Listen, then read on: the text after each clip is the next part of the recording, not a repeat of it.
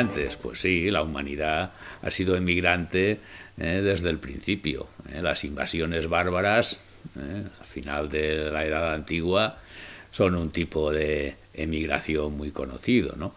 Ahora, yo entre lo global y lo local haría una combinación, que no es mía, la han hecho otros sociólogos, que hablan de lo glocal, pero por una parte cada vez más globalizados, esto es cierto, vivimos en un mundo cada vez más interconectado, pero por otra parte lo local sigue teniendo importancia.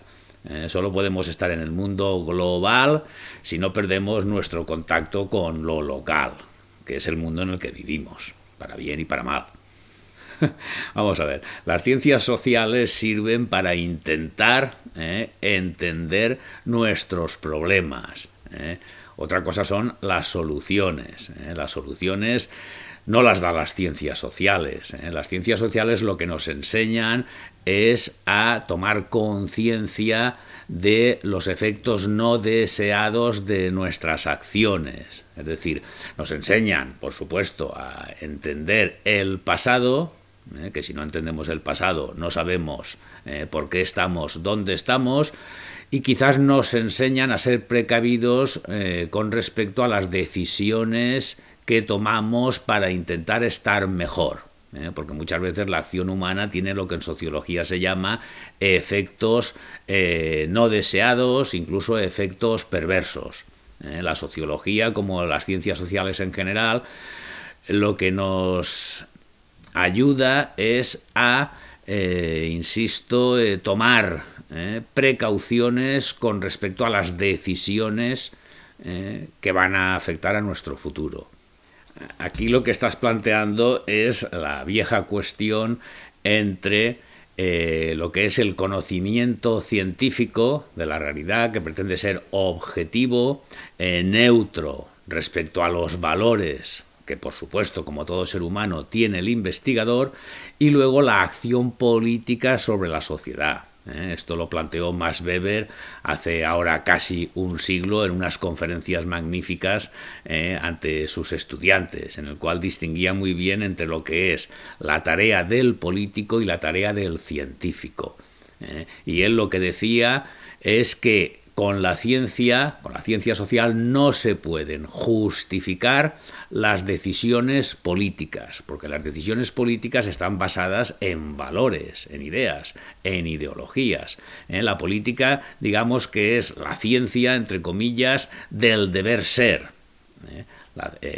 Es una actividad humana a través de la cual pretendemos alcanzar una realidad de acuerdo con lo que nosotros consideramos que es justo, que es bueno, que es deseable, etcétera, etcétera. El deber ser. Mientras que la sociología, las ciencias sociales se ocupan del ser, de las cosas tal como son, no como deberían o como nos gustaría que fueran, ¿no? En ese sentido, el científico social lo que sí puede es asesorar, digamos, técnicamente al político, es decir, ponerle delante de las posibles consecuencias de sus acciones, posibles, no seguras.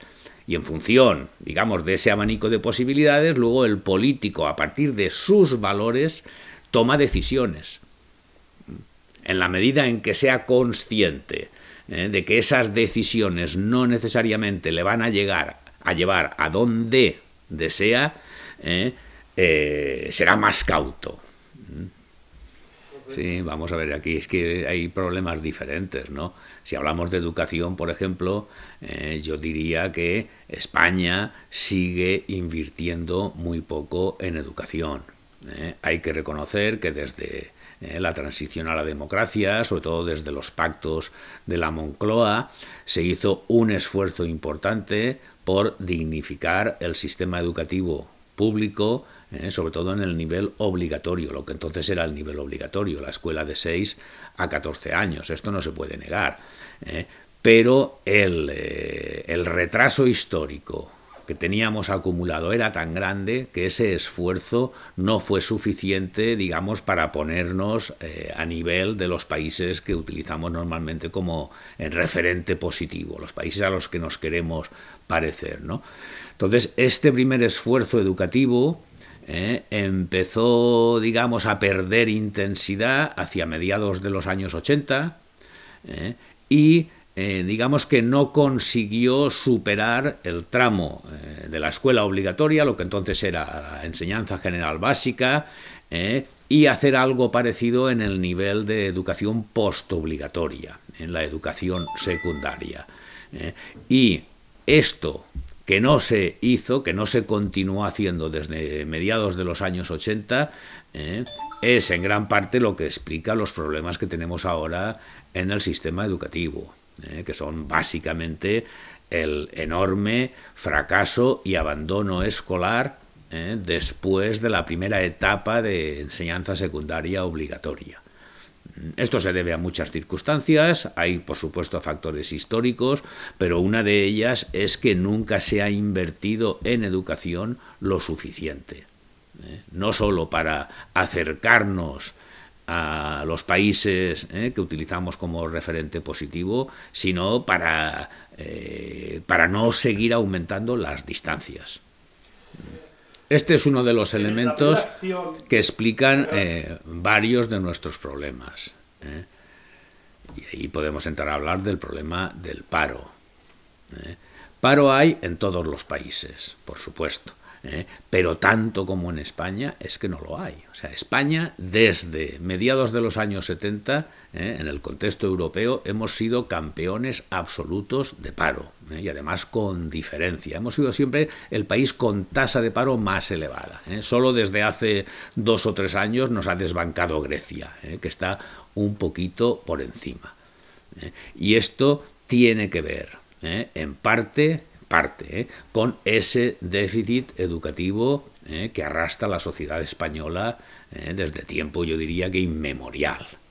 O sea, por supuesto, lo primero que se debe de dejar bien sentado es que el problema del paro, como todos los problemas sociales, es un problema complejo que responde a una diversidad de factores, pero en todo caso es un problema que hemos creado las personas, hemos creado la sociedad.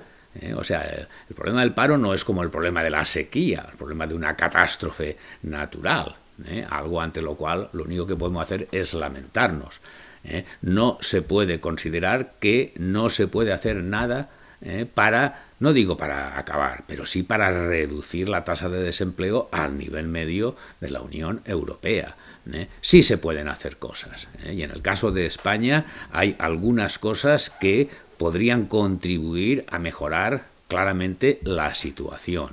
Esto es una cosa en la que insistiré en la conferencia de esta tarde, pero lo que está claro es que si seguimos con las mismas políticas económicas y en general sociales que se están aplicando, dentro de 10 años seguiremos teniendo un nivel elevadísimo de paro.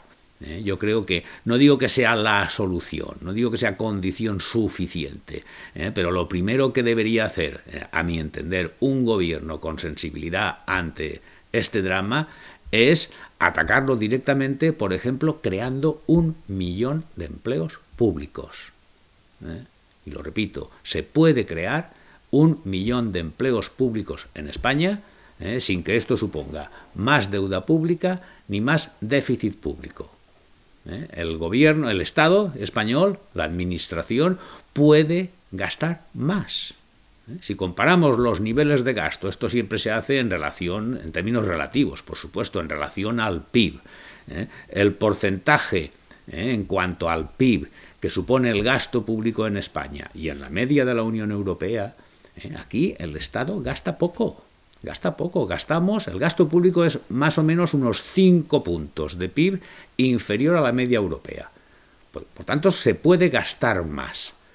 ¿Y se puede gastar más sin aumentar la deuda y el déficit público? Claro que se puede. Se puede gastar más aumentando la recaudación, aumentando la presión fiscal. Se puede subir los impuestos. En general, los españoles pagamos pocos impuestos. No es cierto que paguemos muchos impuestos.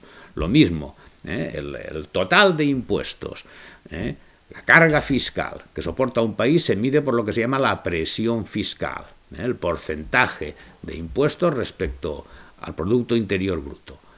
Estamos 5 puntos, de nuevo, por debajo en presión fiscal de la media europea. Estoy hablando de la Europa de los 27. Si nos comparamos con la Europa de los 15, todavía estamos más por debajo. Por tanto, se puede aumentar la presión fiscal sin aumentar el déficit y la deuda pública, y con este incremento de los ingresos se puede financiar perfectamente 1 millón de empleos públicos en estos momentos. ¿Dónde? Básicamente en servicios sociales. Simplemente desarrollando la ley de la dependencia famosa. Porque si nos vamos a otro indicador, que es el gasto público social, resulta que España también está 6-7 puntos de PIB por debajo de la media de la Unión Europea de los 15. Por tanto, se puede aumentar el empleo público y ese millón de empleos públicos propiciará un incremento de la demanda agregada y al final acabará generando más empleo privado. En gran parte, en buena medida, nuestro diferencial de paro respecto a la Unión Europea se debe a que tenemos muy poco empleo público. No es cierto que el sector público español, ni en términos de gasto, ni en términos de empleados, sea muy grande. Al contrario, es pequeño. En España tenemos más o menos de todo el empleo, un 13%, no sé si llegará ahora, es público. Eso es más o menos como en Estados Unidos, incluso un poco menos que en Estados Unidos. En Francia, en Bélgica, en Holanda, no hablemos de los países escandinavos. El empleo público es por lo menos el 20% del empleo total.